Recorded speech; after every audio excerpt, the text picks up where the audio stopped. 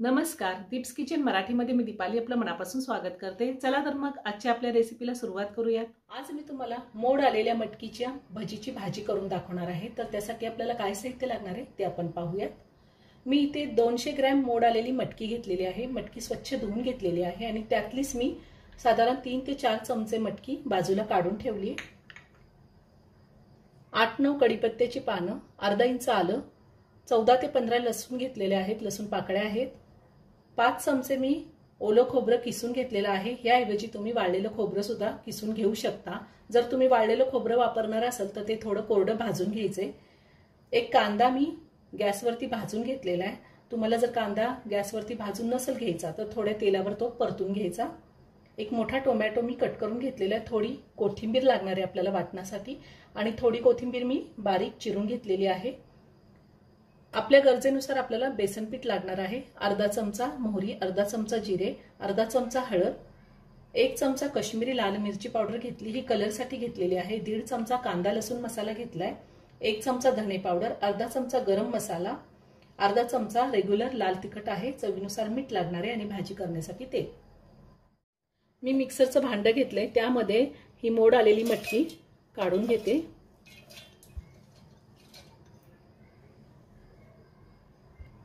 मटकी आपल्याला पाणी न घालताच मिक्सरला फिरवून घ्यायची। मटकी मी मिक्सरला बारीक करून घेतलेली आहे, आता ती काढून घेते।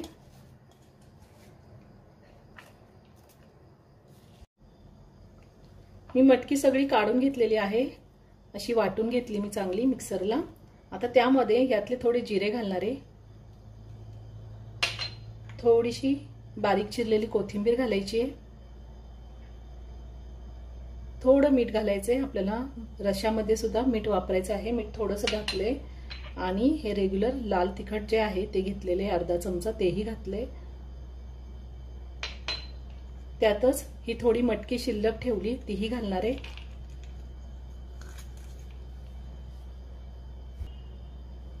आणि आता ह्यामध्ये मी आधी 2 चमचे बेसन पीठ घालणार आहे। आपल्या गरजेनुसार आपल्याला बेसन पीठ वापरायचं आहे। आता हे व्यवस्थित मी मळून घेते। मी अजून 2 चमचे बेसन पीठ घालते, म्हणजे आपण 4 चमचे बेसन पीठाचा वापर केलेला आहे। पुन्हा सगळं व्यवस्थित मिक्स करून घेते। भजीसाठी हे मिश्रण तयार करून झालेलं आहे। आता आपण वाटण तयार करून घेऊया। आता मिक्सरला आपण वाटण तयार करून घेऊया। मी आलं घालते, लसूण, ओलं खोबरं,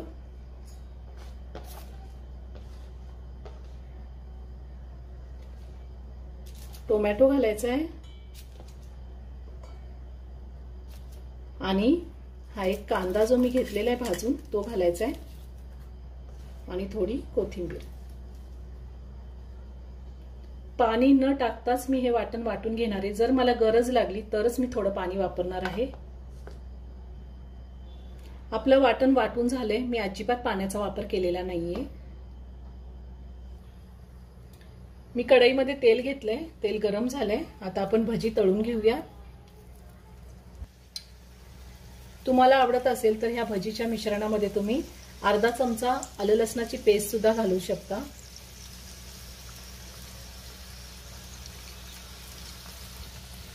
मी सगळी भजी तेलामध्ये सोडून घेतली। 1 ते 2 मिनिटं आपल्याला लगेचच चमचा फिरवायचा नाहीये, नाहीतर ती भजी तुटू शकतात। 2 मिनिटं झालेली आहे। आता आपण भजी व्यवस्थित तळून घेऊया सगळीकडून। गॅसची फ्लेम मी हाय टू मीडियम वर ठेवलेली आहे। आपण मोड आलेल्या मटकीची भाजी नेहमीच खातो, पण ह्या मटकीची भजीची भाजी खूप सुंदर लागते, एकदा नक्की करून पहा। मी ह्या आधी सुद्धा खूप सारे व्हेज नॉनव्हेज रेसिपी अपलोड केलेल्या आहेत आणि त्याची लिंक मी डिस्क्रिप्शन बॉक्समध्ये दिली आहे, तुम्ही पाहू शकता। अजूनही तुम्ही माझं चॅनल सबस्क्राइब केलं नसेल तर नक्की सबस्क्राइब करा आणि शेजारील बेल आयकॉन क्लिक करा, म्हणजे मी ज्या रेसिपी अपलोड करते त्याचं नोटिफिकेशन तुम्हाला मिळेल आणि तुम्ही माझ्या रेसिपी बघू शकाल। आता आपली भजी व्यवस्थित तळून झालेली आहे, मी काढून घेते।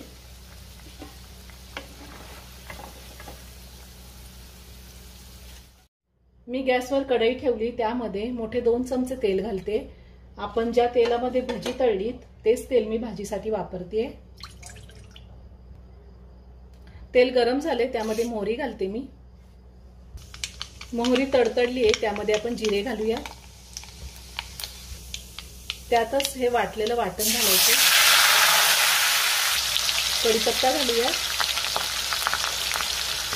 हळद घालायची आहे,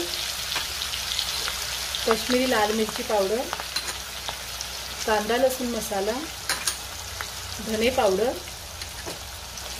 गरम मसाला आणि थोडी बारीक चिरलेली कोथिंबीर घालायची आणि तेल सुटेपर्यंत हे वाटण व्यवस्थित परतून घ्यायचंय।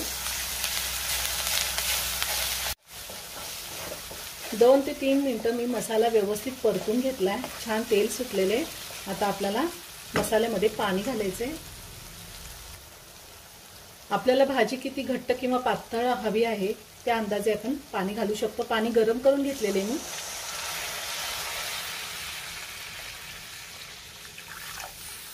साधारण 2 ग्लास पाणी घातले। चवीनुसार मीठ घालूया। सगळं व्यवस्थित मिक्स करून घेऊया।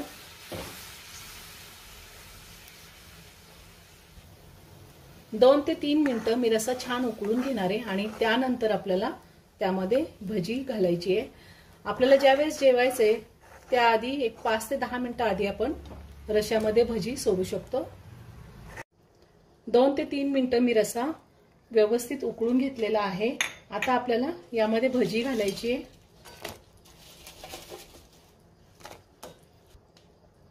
आता रश्श्यामध्ये भजी सोडल्यानंतर सुद्धा 2 मिनिटं मी व्यवस्थित उकळून देणार आहे आणि त्यानंतर आपण भाजी एका प्लेटमध्ये काढून घेऊया।